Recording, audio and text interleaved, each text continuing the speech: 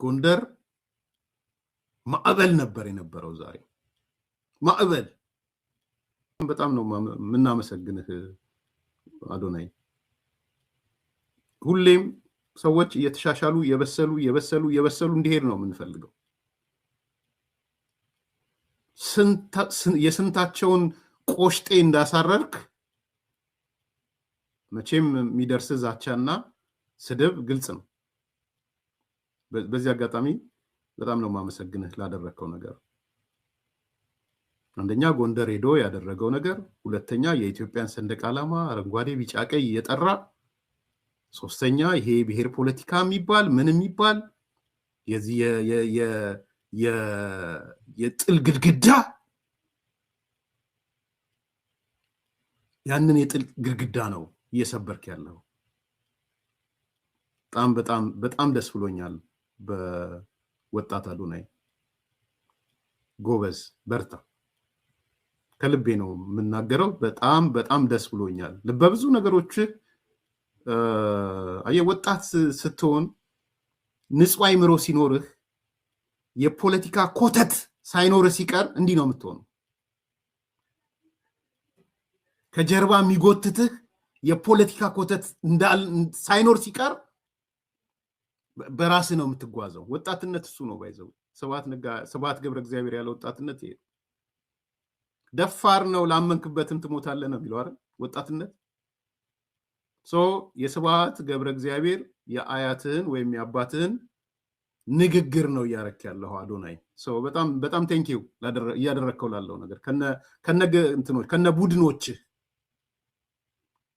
አንድ ሰው ብቻ ሳይሆን ከጀርባም ብዙ ሰው ይኖራል በያስባለሁ አብረውም ያሉት አንድ እህታችንም አለች አብራ ሌሎችም አይቻቸዋለሁ በጣም ደስ የሚል ነው አዶናይ ሆን ብዬ ነው ስምህንም ማነሳው ምን ያህል ጫፍ የረገጠ ነገሮች እንዳሉ አቃለው እስቲ አሁን የትግራይ ሚዲያ ዘገበ ዛሬ የትግራይ ሚዲያ ዜና ባለፈው ቲክቶክ አሸነፈ ሲባል ዜና አርጎት ነበር የመንግስት ዜና ዛሬ ዘገቡ የትግራይ ዜናዎች አዶናይ ጎንደር ሄዶ የጎንደር በዓል ላይ የህዝብ ለህዝብ ማስተሳሰር ሰራ ብለው ዜና ሰርተዋል ካሰሩ ንገሩኝና ላመስግናቸው እነሱ ነው የትግራይ ማስ ሚዲያ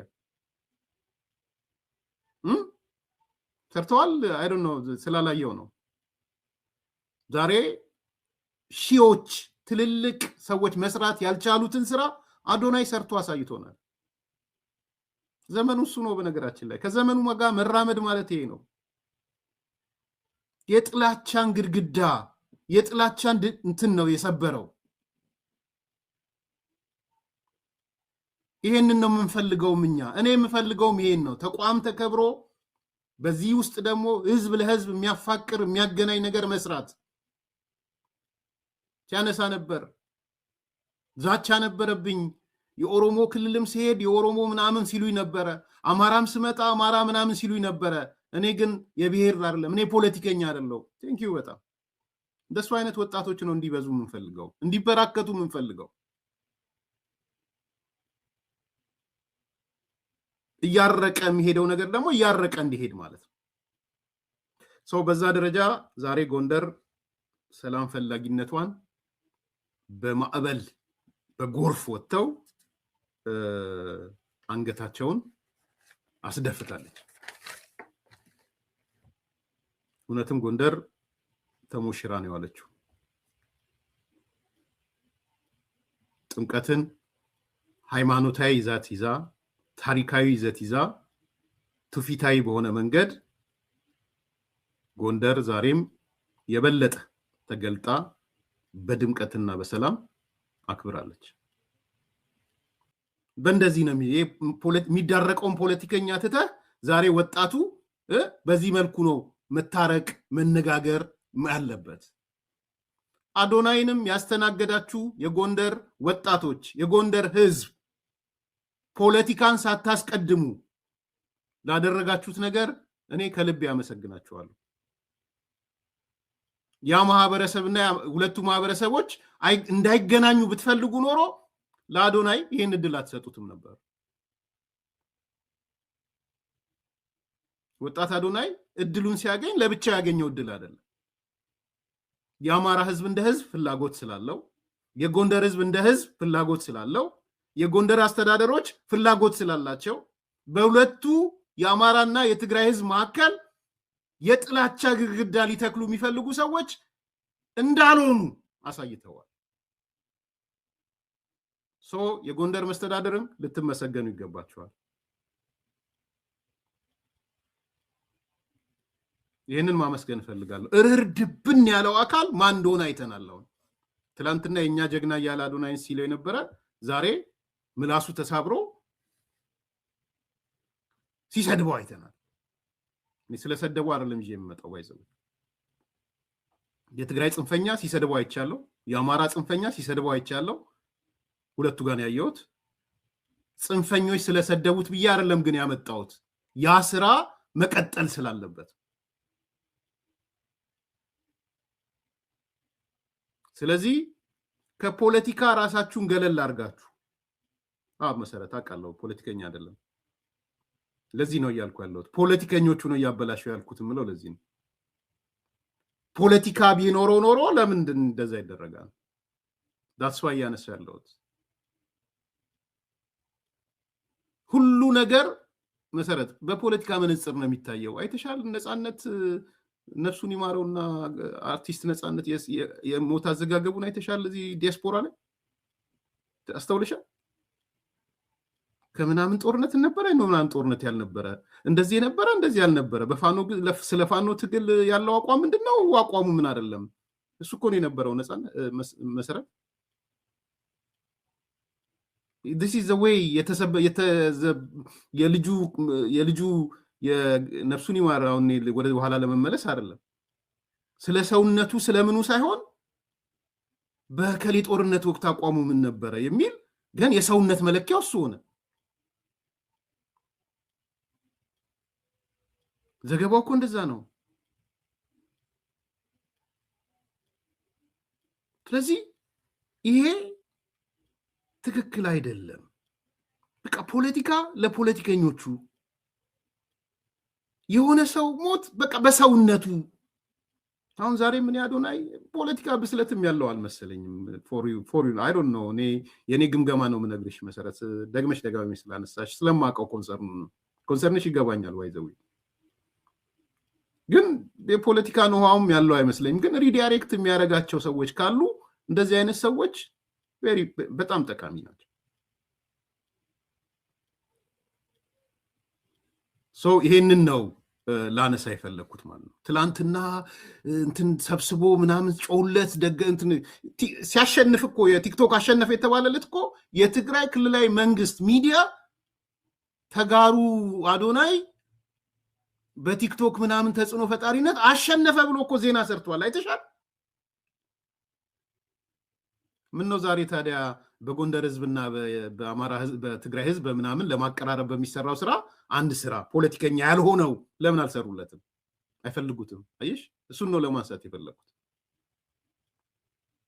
ኢን ኤኒ ኬዝ በአጠቃላይ መልኩ የጥምቀት በዓል በአዲስ አበባም በመላው ኢትዮጵያም በጎንደርም የተደገሰው ድግስ የጥፋት ድግስ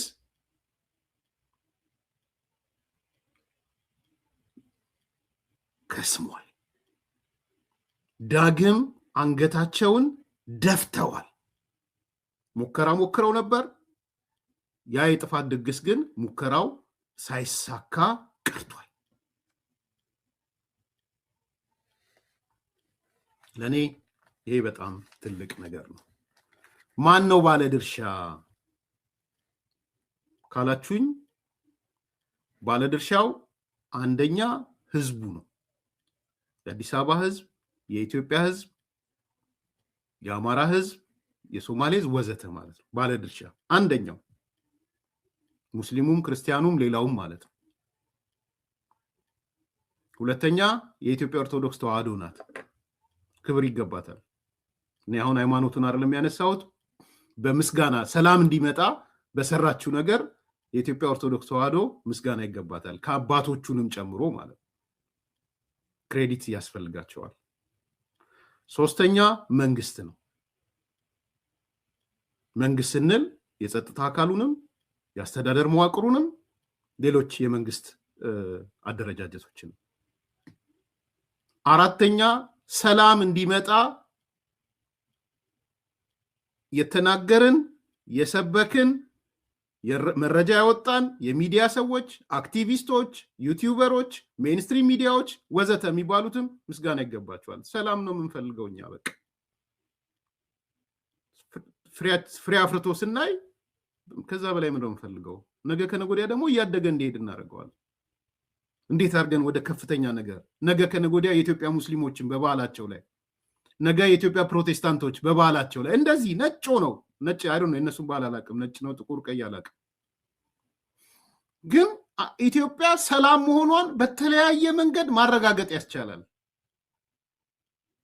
ዛሬ መቼ ዕለት ስናነሳ ነበር አንዳንድ አውሮፓ ሀገሮች እኮ አዲስ ዓመት በዓል የአደባባይ እንትን ከልክለዋል እኮ ከጸጥታ አንጻር። የአደባባይ የህዝብ በዓል አንችልም ብለው እኮ ከልክለዋል። ስለዚህ ዛሬ የኢትዮጵያ ኦርቶዶክስን አየን፣ ነገ የኢትዮጵያ እስልምና እናያለን፣ ሙስሊሞች እናያለን፣ ከነገ ወዲያ የኢትዮጵያ ፕሮቴስታንቶች እናያለን፣ ከነገ ወዲያ ዋቄ ፈታም ወይም የዚህ የእንትኑን በዓል እናያለን፣ የመስከረም ላይ የሚከበረውን የገዳ ስርዓት ያለበትን እናያለን፣ ሆራ አርሲዴም የደብረ ዘይቱም የአዲስ አበባም ሌላውም እናያለን። ህዝባችን በሰላም አደባባይ ወጥቶ ወደ ቤቱ በሰላም መመለስ ከቻለ የሰላም መገለጫው አንዱ ይሄ ነው። የሰላም ፍላጎት አንዱ ይሄ ነው። ኢሬቻ ኢሬቻ አላልኩም ነው እንዳልኩት፣ ገዳ ነው እንዳልኩት፣ ሶሪ ኢሬቻ ማለት ነው።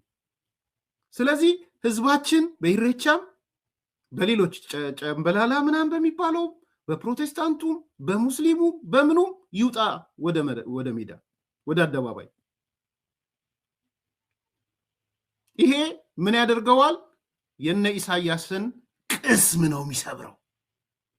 የነ ወዲ ሻዕቢያን ቅስም ነው የሰበረው። የታረድን ዶሮ ሆንን ነው ያሉት የሰማሁት እኔ ከነሱ ሲወያዩ። እኔ ከልቤ ነው የምነግራችሁ። ተደናቅጠው በንጋታው የገናውን አይተውት በንጋታው እኛ ሰላማዊ ሰልፍ እናስባለን ዲሲ ላይ ለንደን ላይ ህዝቡ ጎርፎ ነው ወጣ እኮ አዲስ አበባ። የታረደ ዶሮ ሆንን፣ ደማችን ነው የግርግዳውን የረበሸው፣ ልብሳችንን የረበሸው ነው ያሉት። እሱን ነው ማድረግ ያለብን የሰላም ሰዎች፣ ሪጋርድለስ ኦፍ ዩር ፖለቲካል አቲቲዩድ። ቅድም ፖለቲከኛ አይደለም እንዳላችሁት አይቻቸዋለሁ አዲስ ኮምፓሶች። አዎ ይሄ ፖለቲካ አይደለም፣ ሰላም ፖለቲካ አይደለም።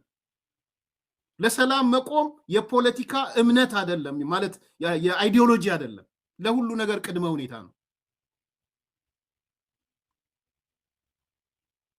ስለዚህ የሁሉም አካላት ድርሻ ስለሆነ ሁላችሁንም እናመሰግናችኋለን። ይቀጥል ደግሞ ይቀጥል፣ ከኢትዮጵያ ኦርቶዶክስ ተሻግሮ በሌሎቹም ይቀጥል። ያኔም ደግሞ እናስተጋባለን መተን